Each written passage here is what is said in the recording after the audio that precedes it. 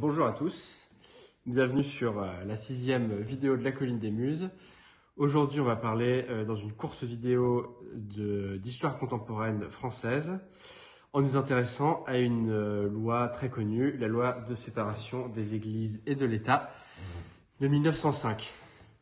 Bon, c'est une loi qui est très connue et qui a organisé les rapports entre la République française et l'Église catholique de France pendant près d'un siècle, plus d'un siècle d'ailleurs, évidemment. Et aujourd'hui, certains aspects de cette loi sont toujours valables. Alors, en guise de préambule, il faut revenir évidemment, pour bien comprendre cette loi, à la période révolutionnaire, mais aussi au début de la Troisième République.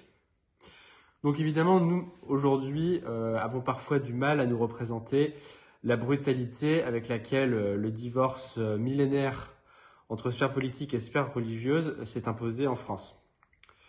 Pourtant, ces faits, comme je vous le disais, datent des années 1900 et sont très bien documentés dans le camp catholique comme dans le camp républicain. Et afin de bien saisir ces événements, il est nécessaire de remonter en premier lieu à une date très importante, le 21 janvier 1793, qui est la date du régicide, c'est-à-dire de l'exécution de Louis XVI. Exécution qui fut votée, bien évidemment, par les députés de la Convention nationale, à simplement un vote de différence, le vote qui, ayant condamné le roi, étant dû à Philippe Égalité, un brave garçon. Donc le régicide marque la fin d'une union houleuse, certes, mais quand même étroite, entre la religion et le pouvoir, qui avait commencé avec le baptême de Clovis, le jour de Noël 496. C'est suite à cette exécution sans précédent que la Vendée militaire va se constituer en réaction contre le pouvoir central. Elle existait bien évidemment auparavant, mais le régicide va marquer la fin de toutes ces espérances de paix. J'en parlerai dans une autre vidéo. Napoléon, ensuite, au cours de l'Empire, va favoriser un nouveau régime d'union entre l'Église catholique et l'Empire. C'est la loi du 18 Germinal an X, 8 avril 1802, qui vient en fait approuver le concordat de 1801 en organisant les cultes catholiques et protestants, c'est-à-dire luthériens et réformés. Pour le culte juif, c'est un peu différent. Il sera rétabli en 1806 avec la création d'un organe inspiré, bien entendu, de la Bible, que l'empereur appellera le Grand Sanhédrin. Le Concordat reconnaît et subventionne le culte catholique, mais l'Église doit renoncer aux biens saisis par la Révolution, et ce système va perdurer pendant près d'un siècle. Et vous savez qu'aujourd'hui, le Concordat perdure dans l'ancienne Alsace-Moselle, qui a été séparée de la France pendant des décennies, suite bien entendu au désastre de Sedan, à la guerre de 70, la guerre franco-prussienne. Alors, la période du Second Empire, elle, va plutôt être favorable à l'Église. La naissance de la Troisième République, en revanche, au lendemain du désastre de Sedan, va sonner le glas de cette période pacifiée. En 1879, les Républicains arrivent au pouvoir suite à la démission du président Patrice de MacMahon. Et le nouveau président Jules Grévy et son parti vont entamer une politique violemment anticléricale dont l'objectif est d'abolir le concordat napoléonien. En fait, il s'agit d'ôter au catholicisme son influence encore très forte sur la politique, en particulier à l'échelle locale, mais également le rôle qu'elle continue à jouer au sein de la santé et de l'éducation, l'idée étant de faire advenir, bien entendu, une humanité sans Dieu, et qui était déjà en France une humanité sans roi. Donc une première loi est votée le 7 janvier 1904. Elle supprime l'enseignement congréganiste, c'est la loi Combes, et elle enfonce, bien entendu, le premier clou. Donc cette loi Combes interdit l'enseignement en France aux congrégations religieuses et organise, évidemment, la liquidation de leurs biens. Cette loi va provoquer une première crise durable entre la République française et l'Église catholique.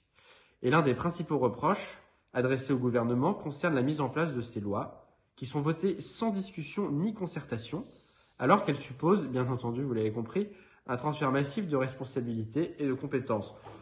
Pour faire simple, aujourd'hui, il paraît normal à un grand nombre de Français que l'État soit responsable de l'éducation. En fait, d'ailleurs, on devrait plutôt dire instruction, le terme éducation étant soit très effrayant, soit très impropre quand il est appliqué à l'État, et la santé. Mais en réalité, avant la Révolution française, c'était bien l'Église catholique qui s'occupait en très grande partie de la santé et de l'instruction. Voilà. Alors, bien loin de chercher l'apaisement, suite à la loi Combes et à ses conséquences, les Républicains, cette fois emmenés par Aristide Briand, vont tenter d'asséner un coup fatal par la loi du 9 décembre 1905, qui est publiée au journal officiel le 11, ce qui veut dire que vous pouvez très facilement la trouver sur Internet, puisque le journal officiel est en ligne. Et cette loi, c'est celle que nous connaissons et qui porte sur la séparation des églises et de l'État. Vous remarquerez d'ailleurs que quand on parle de cette loi à l'oral, on a tendance à omettre le pluriel. Mais ce qu'il faut bien comprendre, c'est que ce texte, qui vise essentiellement l'Église catholique, bien entendu, se camoufle un peu en parlant des églises, c'est-à-dire culte à nouveau réformé et luthérien, et le culte israélite.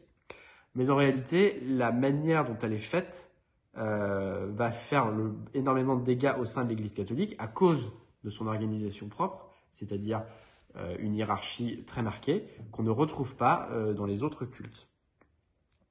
Alors dans la première partie de cette loi, à l'article 2, la suppression des budgets relatifs à l'exercice des cultes est décidée, ainsi que la suppression des établissements publics des cultes, c'est-à-dire notamment les fabriques. Alors si vous ne savez pas ce qu'est une fabrique, je vais me permettre de vous le rappeler brièvement. Les fabriques sont des associations très anciennes, qu'on retrouve bien avant la Révolution, dans certaines parties de la France, et qui organisaient la vie matérielle d'une paroisse et en particulier l'entretien d'une église. Donc on en retrouve beaucoup, notamment dans l'ouest de la France, dans ce qui est aujourd'hui le Maine-et-Loire, notamment dans les Mauges. Vous avez, c'est très bien documenté, tout est aux archives diocésaines d'Angers. Donc on peut très bien suivre l'histoire de ces fabriques et comprendre quel a été le poids de cette loi de 1905 dans leur délitement progressif. À l'article 3 de cette loi, il est également indiqué qu'il sera procédé à un inventaire descriptif et estimatif des biens de l'Église. Et afin de suppléer à l'ancienne administration, le titre 4 de la loi proclame le remplacement des établissements publics du culte par les fameuses associations culturelles, loi de 1901, qui existent encore aujourd'hui. Néanmoins, ces associations ne reconnaissent pas l'autorité de l'évêque, et l'Église de France se retrouve ainsi privée de sa tête, et donc incapable de fonctionner. Ainsi, si cette loi est globalement bien acceptée par les autres cultes, dans la mesure où elle ne remet pas en cause leur organisation interne, elle est immédiatement refusée par l'Église catholique qu'elle vise au premier chef. Le pape Pie X, qui sera plus tard canonisé, va d'ailleurs la condamner par 2 bulles en février et août 1906. Face à cette résistance de l'Église, une nouvelle loi est votée le 2 janvier 1907 sur l'exercice public des cultes. Moins connue que la première, elle est pourtant bien plus radicale. En effet, puisque l'Église a refusé de créer des associations culturelles, l'État décide de transférer tous les édifices catholiques à la propriété publique, l'Église n'en gardant que l'usufruit. On dit également que l'État et les collectivités territoriales sont propriétaires de tous les lieux de culte catholiques construits avant 1905, mais que l'Église catholique en reste affectataire. Après ces années terribles, 1904, 1905, 1907, on va passer d'une phase d'affrontement à un apaisement qui va déboucher sur l'épilogue du divorce entre l'Église et l'État. L'Église va bien entendu tenter de résister. Outre les condamnations très fermes émises par la papauté, des protestations locales vont s'organiser, notamment dans les communes rurales de l'ouest de la France, comme à Beaupro, en Maine-et-Loire, dans les Bauges, où l'attachement au catholicisme est viscéral et où le souvenir des guerres de Vendée, en ce début de XXe siècle, est encore très vivace et transmis par la mémoire orale. Ainsi, le 6 mars 1906, les paroissiens de Saint-Martin de Beaupro, accompagnés de leur curé, vont opposer une résistance pacifique mais ferme aux agents venus faire l'inventaire des biens de la paroisse. Pour eux, Il s'agit à la fois de défendre une église qu'ils considèrent comme un bien collectif et non ecclésiastique, car c'est grâce à leur labeur et à leurs deniers qu'elle a pu s'élever récemment.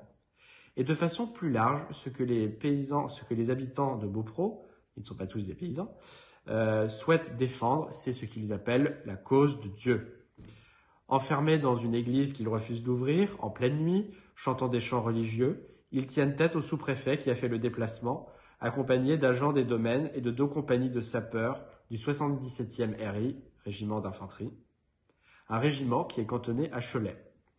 Devant le refus obstiné des paroissiens et du curé d'ouvrir les portes de l'église, les sapeurs vont attaquer plusieurs portes à la hache avant de pouvoir rentrer et d'effectuer l'inventaire dans un vacarme et un chaos indescriptible.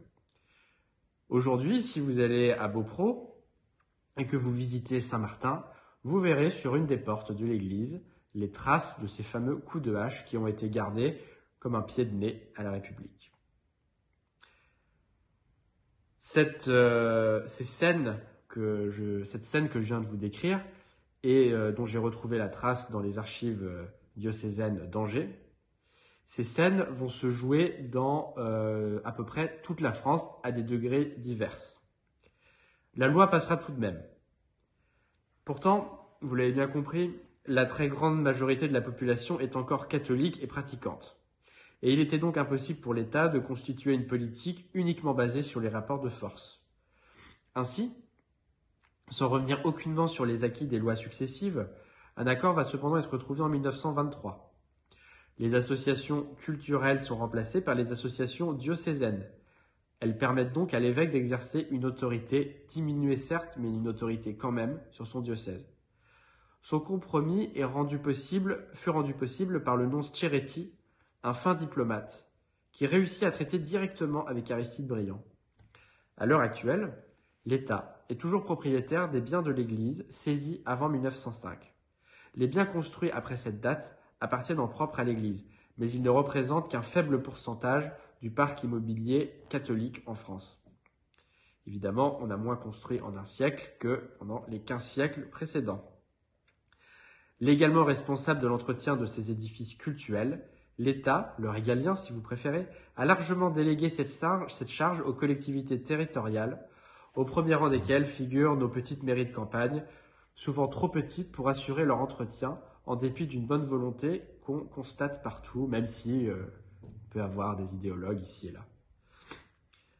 Alors, comme je vous le disais, le parc immobilier religieux en France est absolument considérable, j'en ai parlé dans une précédente vidéo. Des milliers d'édifices de toutes tailles et de toutes époques doivent faire l'objet de travaux réguliers afin de ne pas se détériorer. L'Église en tant qu'institution n'a plus aujourd'hui les moyens, et d'ailleurs parfois pas forcément la volonté, d'assurer cette tâche qui de toute façon lui a été confisquée par l'État. En outre, si au siècle dernier, les fidèles se sentaient responsables de l'entretien et de l'embellissement de leur Église, ce sentiment a largement disparu aujourd'hui avec ce qu'on appelait l'esprit de paroisse. Enfin, l'effondrement de la pratique religieuse en France, depuis les années 50, oblige à réfléchir à la réutilisation de nombreux bâtiments cultuels. En effet, si le changement d'affectation d'une église est toujours un problème complexe, nous savons également qu'un bâtiment sans usage s'abîme et finit souvent par être rasé. Quant à l'entretien aléatoire, qui est la norme en France, je vous rappelle à toutes fins utiles qu'il a failli nous coûter récemment 2 cathédrales majeures, Notre-Dame de Paris et plus récemment Saint-Pierre et Saint-Paul à Nantes, ma ville. L'état de fait actuel est donc éminemment problématique. Le propriétaire des lieux, l'État, rechigne de plus en plus à investir dans la sauvegarde du patrimoine, en dépit de mesures cosmétiques, et se repose, comme je vous l'ai dit, sur les collectivités, qui n'en ont bien souvent pas les moyens. L'affectataire, l'Église de France et ses fidèles, ne peuvent pallier à ces manques, tant pour des questions légales que financières. Alors que reste-t-il ? Eh bien, une forme de ferveur ou de piété populaire. Ce sont ces dizaines, ces centaines, voire plus d'associations qui se créent ici et là. Vous savez, la France est un grand pays d'associations et assez souvent, vous allez croiser le groupement de défense de telle ou telle petite église. Bien entendu, ces initiatives sont louables et localement, elles permettent bien entendu de sauver des églises, des chapelles. Mais le problème, c'est que les crédits manquent. Leur action, ainsi, aussi louable et nécessaire soit-elle, n'est aujourd'hui pas en mesure de pallier au manquement de l'État. Alors voilà, cette petite vidéo est terminée. Je vous mettrai bien entendu les sources imprimées et manuscrites que j'ai utilisées, ainsi qu'une bibliographie restreinte sur la question dans la description de la vidéo. Je vous souhaite un bon Avant et par avance de joyeuses fêtes de Noël si d'ici là je ne fais pas de vidéo. Et je suis d'ailleurs en train de travailler sur plusieurs projets un peu plus longs et qui évidemment mettent un peu de temps à se mettre en place. Merci beaucoup de m'avoir écouté et à très bientôt.